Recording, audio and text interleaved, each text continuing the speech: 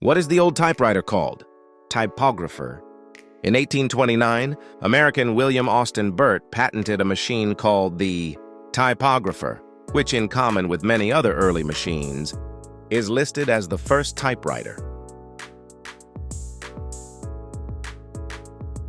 This is how it works.